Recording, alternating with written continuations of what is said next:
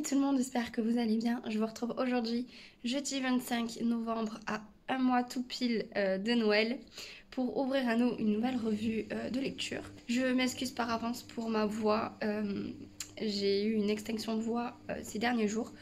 C'est pour ça que je commence seulement aujourd'hui ce vlog, tout simplement parce que je ne pouvais pas. Je ne pouvais pas et puis j'étais très fatiguée, donc je me suis un peu reposée.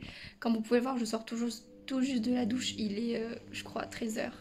Donc aujourd'hui c'est journée de repos à la cool. Cet après-midi j'ai prévu avec ma copine de faire après-midi cocooning, film de Noël, sucrerie, chocolat chaud, chamallow, pour être dans le thème. Et en plus il fait vraiment pas beau, il pleut dehors, donc on va profiter de se poser un petit peu. De toute façon je n'ai pas l'énergie pour beaucoup plus. Ce matin j'ai quand même avancé ma lecture de Un manoir en Cornouailles, que j'ai commencé il y a déjà plus d'une semaine. Je le finis aujourd'hui, c'est sûr, il me reste une trentaine de pages. J'ai eu beaucoup de mal à lire donc ces 2-3 derniers jours parce que la fatigue. Et puis mine de rien, il me manque un petit quelque chose pour vraiment être à fond dans cette lecture. Autre chose, ce matin, pendant que j'étais gentiment en train de lézarder dans mon lit et de rassembler toutes mes forces pour me lever, j'ai reçu une notification, un mail qui était arrivé sur ma boîte mail. Je l'ouvre et là je vois quoi?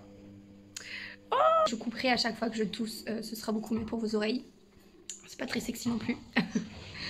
Et j'allais vous dire en fait que j'ai découvert ce matin que j'allais être pour 2022 partenaire Bragelonne, catégorie polar thriller. Je suis trop contente. Je suis trop contente, ça va être mon tout premier partenariat. En plus dans mon domaine de prédilection qui est le thriller, polar, suspense, etc. Donc voilà, une future aventure qui va s'ouvrir à moi.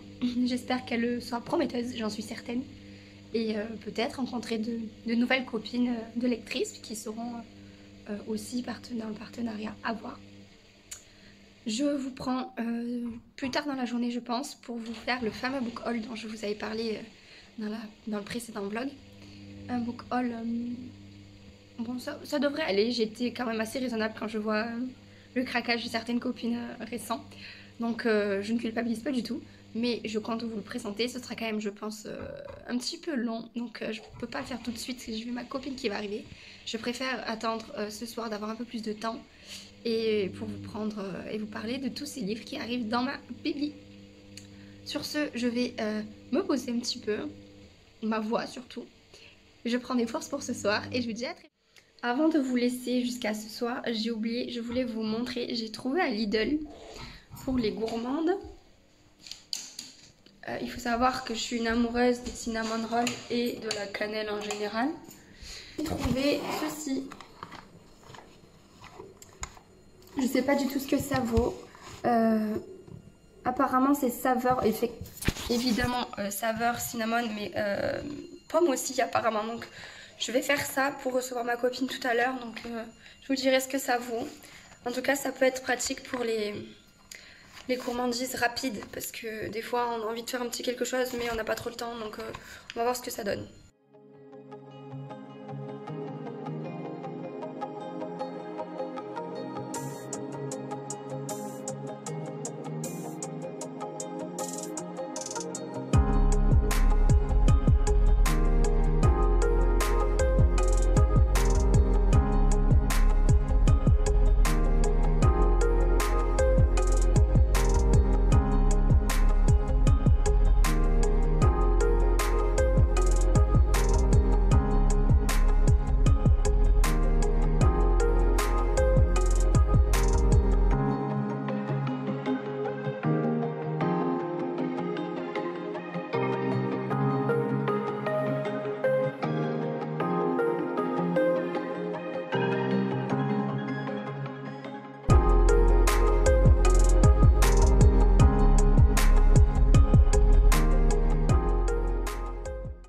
Salut, on est jeudi soir et je reviens pour vous parler donc de tout d'abord de la fin de ma lecture, ça y est je l'ai enfin terminée, et ensuite d'un book haul dont je vous ai parlé plusieurs fois. Avant de commencer, je reviens sur les petits rouleaux à la cannelle que j'ai acheté. J'ai acheté la préparation chez Lidl, ça fait l'affaire. Ça n'a rien d'exceptionnel, mais ça se mange très bien.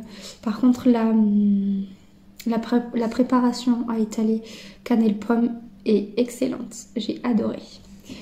Ça c'est juste la pâte qui est un peu différente de ce que j'ai l'habitude de manger. Mais la préparation pomme cannelle est super bon. Donc pour continuer, je vous parle de la fin de ma lecture. Ça y est, d'un manoir en Cornouailles de Eve Chase. Donc sans surprise, ce n'est pas un coup de cœur. Malheureusement, ça n'a pas été une très très bonne lecture pour moi. Elle a quand même été agréable, il faut le reconnaître. Les personnages sont pour la plupart attachants. L'intrigue est happante. C'est clair que je voulais savoir la fin de l'histoire. Ce qui m'a dérangé, c'est plutôt le rythme. Qui pour moi manquait vraiment de palpant. Le rythme manquait de fluidité. Pour moi, c'était assez long et trop souvent, beaucoup trop de détails et qui finalement n'aboutissaient pas vraiment aux réponses que j'attendais. Voilà. Mais sinon, c'est vrai que les personnages et puis même le décor dans lequel on rentre, le manoir, la froideur du décor est vraiment très intéressante. Donc voilà, je pense que vraiment elle peut plaire. Après, c'est vraiment une question de goût pour lequel moi le rythme ne m'a pas convenu. Je pense vraiment que ça reste une très bonne lecture, l'idée est sympa. Mais il y a certaines réponses qu'on a vraiment à la toute fin. Et vraiment, moi je voulais la réponse bien avant, tellement bien que je n'avais que ça en tête. Et je n'arrivais pas du coup à me concentrer sur le reste. Pour le book haul, donc vous avez dû voir passer ces derniers jours qu'il y a eu une folie noise qui est arrivée sur les éditions Charleston. J'ai succombé, voilà, je n'ai aucun regret, aucun remords. Non, pas du tout. Si ce n'est juste que je risque de galérer à rentrer tout ça dans la vie, qui est déjà bien fournie. Donc je vais pas vous lire à chaque fois les résumés. Je vous les lirai quand éventuellement je les attaquerai. Il y en a deux que je risque de lire d'ici peu. Parce que j'ai acheté deux romans de Noël. Je n'ai pas encore trouvé le courage d'enlever les étiquettes. C'est très vite fait, mais j'avais pas envie. Donc je l'ai pas encore fait. J'ai acheté, donc pour le premier, c'est Noël Actually de la team Romcom. Il me semble que... Non, c'est peut-être l'autre. Je sais plus lequel des deux, mais je sais qu'il y en a un qui n'est pas tout seul. Je sais qu'il y en a un qui est une suite. Il me semble, en tout cas, il faut que je me renseigne. Et en fait, je n'avais pas du tout de romance de Noël. J'avais un thriller sur le thème de Noël, justement de chez Lily Charleston. Mais je n'avais pas de romance de Noël. Il n'en reste plus parce que j'en avais eu 2 ou 3 l'année dernière que j'avais déjà lu. Notamment un Clarisse Sabar que j'avais adoré. Donc voilà. Donc celui-ci, il me semble que c'est un recueil en fait de plusieurs petites romances. Et pour tout vous dire, j'ai acheté juste en regardant les couvertures et en me disant oui, celui-ci je l'avais vu passer chez un tel. Je me rappelle que ça avait vachement marché pour lui. Ou alors simplement en regardant l'autrice ou l'auteur, la Clarisse Sabar. J'ai pas lu, j'ai acheté de suite parce que je sais que c'est une plume qui me correspond tout à fait. Donc là j'ai acheté La vie a plus d'imagination que nous. Je suis dans le thème. Je me suis fait un petit thé avec du miel pour essayer de m'adoucir un peu la gorge parce que là j'ai un peu de mal ce soir. J'espère que demain ça ira mieux. En général le matin je pense que j'ai quand même un peu plus de voix que le soir. Donc s'il faut je monterai le son au montage. J'espère que ça le fera. Ensuite j'ai acheté Le vol des libellules de Leila Mecham peut-être. J'ai peur d'écorcher son nom. Que j'ai vu passer aussi pas mal de fois. Et là pour le coup c'est essentiellement la couverture qui m'a plu, qui fait très dans les années 40 ou après voilà 1942. Ouais, donc c'est très dans le thème. Et puis aussi le prix, il était parti de la sélection des prix des lectrices. Donc je sais que souvent ça fonctionne avec moi quand ça a été effectivement dans les sélections. Ou pas d'ailleurs, parce que je suis quand même assez... J'ai rarement des déceptions chez les Charleston. Je crois que j'en ai eu qu'une seule. Et très récemment, d'ailleurs, c'était Le chant de nos filles. Sinon, je n'ai jamais été déçue. Ensuite, donc ça, c'était pour les 3 poches que j'ai achetées. Ensuite, j'ai pris 5 brochets. le premier c'est Un enfant à tout prix. Tout à l'heure j'ai renversé du thé sur ma bibliothèque, il en reste un petit peu. Faut que je fasse attention. Donc Un enfant à tout prix de Pascal Roltelmas que je n'avais pas tant vu passer. Et là pour le coup j'ai lu le résumé et il m'en a pas fallu beaucoup pour me décider à le prendre car la thématique m'a tout l'air d'être très poignante, très touchante. Donc celui-ci, voilà, je pense que je vais le lire d'ici peu. Il m'intrigue beaucoup, mais en même temps je pense que c'est un livre avec lequel il faut beaucoup de recul pour pouvoir le lire. J'ai aussi... Hop. Oh, il y a du thé partout.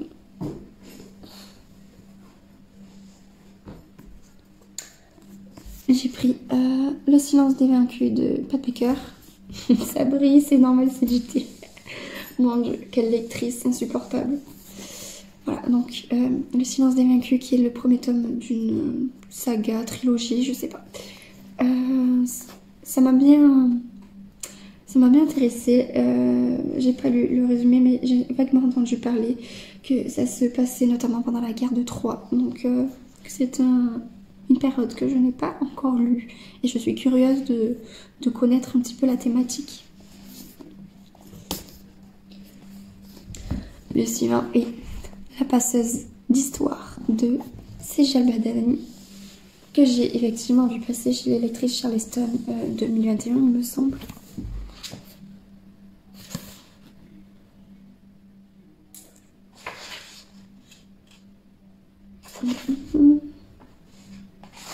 Ah, 2020 peut-être. Oui, 2020. Mais il a aussi beaucoup fait parler de lui, même dans les années 2021. Il a beaucoup fait parler de lui, même en 2021. Et sans lire le résumé, toujours pareil, vous savez que je ne suis pas très friande de la lecture des résumés. J'aime bien me laisser à la découverte totale du sujet quand je lis et découvre le livre. Donc je suis très peu résumée. Hormis quand ma curiosité est vraiment trop piquée, ça je l'avoue, ça peut arriver. Donc voilà, là c'est pareil, c'est une destination que je n'ai pas encore lue.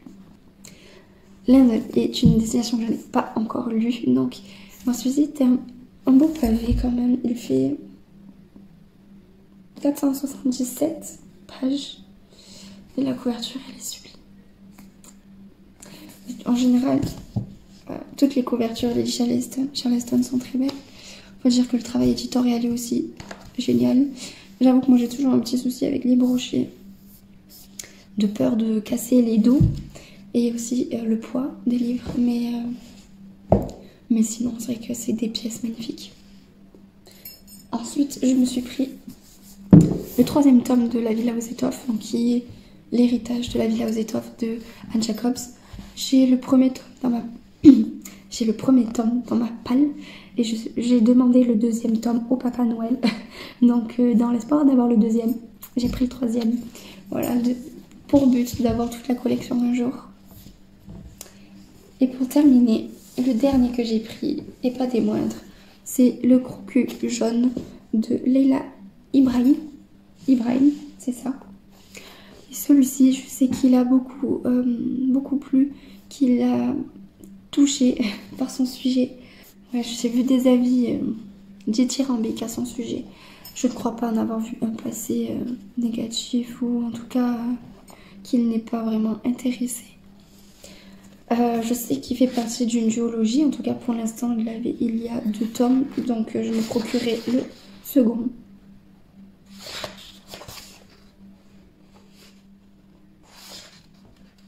Et bien sûr, on peut toujours retrouver les avis des copines qui donnent d'autant plus envie à chaque fois qu'on les lit. Donc voilà, donc ça c'était pour ma pêche chez Noz. Il faut savoir qu'il n'y avait pas de Noz dans la ville à côté de chez moi. J'ai eu la chance de me rendre compte qu'il y avait un autre Noz sur la route pour aller chez les parents de mon conjoint. Ce n'était pas prévu. Donc j'ai dit, est-ce qu'on peut y passer? C'est à 5 minutes de chez tes parents. Nous y sommes allés et il y en avait effectivement pas mal. Donc j'étais trop contente, j'en ai pris tout en étant raisonnable. Et je me dis, bien heureusement, il n'y en a pas à côté de chez moi parce que sinon, Sinon, je risquais d'y camper tous les jours pour vérifier les stocks arrivés. Pour vérifier les stocks d'arrivée. Et je sais qu'à ce moment-là, je n'aurais pas pu être raisonnable. Sachant que j'appelle quasiment tous les jours pour savoir s'ils en ont reçu. J'ai la volonté d'être raisonnable, mais pas trop quand même. Donc on verra si jamais j'apprends qu'il y en a, il est possible que j'y aille. On verra bien. Pour l'instant, j'ai quand même ça. J'ai pas mal de livres dans ma palle. J'ai pour objectif de la diminuer. Demain, je commence une nouvelle lecture car j'ai enfin terminé Un manoir en Cornouailles. Je vous montrerai ça dès que je l'aurai commencé. A priori, il est pas très gros. C'est Un sourire à Ossan, il me semble le titre. Et il fait de 130 pages, quelque chose comme ça. Donc potentiellement, je vais le terminer rapidement. Vendredi, samedi. Je pense que même dimanche, j'en aurai attaqué une autre. Ce serait sympa. J'ai pas mal de chroniques à vous présenter sur Instagram. De livres que j'ai terminés depuis un moment en plus. Il va falloir que je m'y mette. Voilà. Sur ce, je vous souhaite de très bonnes lectures. Je vous dis à très vite et j'espère dans un meilleur état.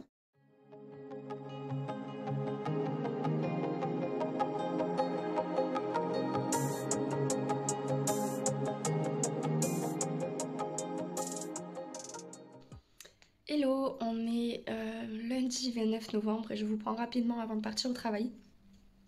Je suis toujours malade, j'ai toujours ma voix qui déraille un petit peu. Oui, ça fait déjà plus d'une semaine. Je vous prends avant de clôturer ce vlog pour vous parler donc de la lecture que je viens de terminer. Je vous ai pas trop pris ce week-end parce qu'on a appris une triste nouvelle et que j'avais d'autres choses à faire de plus importantes. Je m'en excuse pour vous.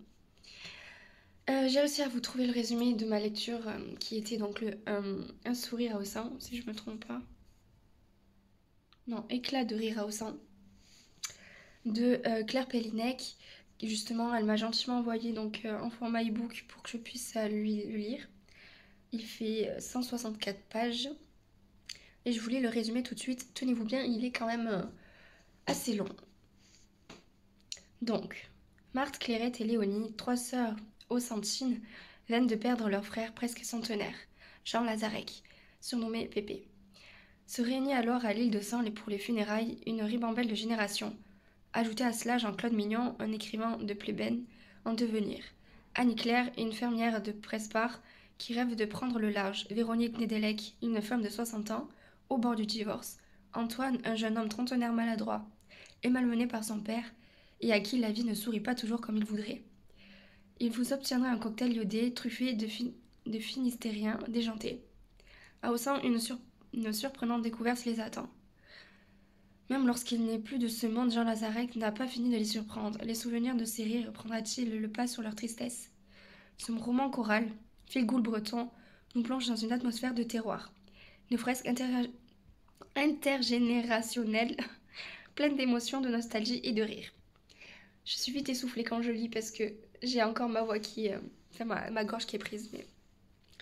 Donc, un résumé assez long qui résume très bien le roman. Au départ, ce qui m'a un petit peu dérangée, et même jusqu'au bout, je dirais, c'est ce grand nombre de personnages dans le récit. Et puis en plus, parfois avec des prénoms qui se ressemblent. On a droit à Jean-Claude, Claude, Léonie, Léon.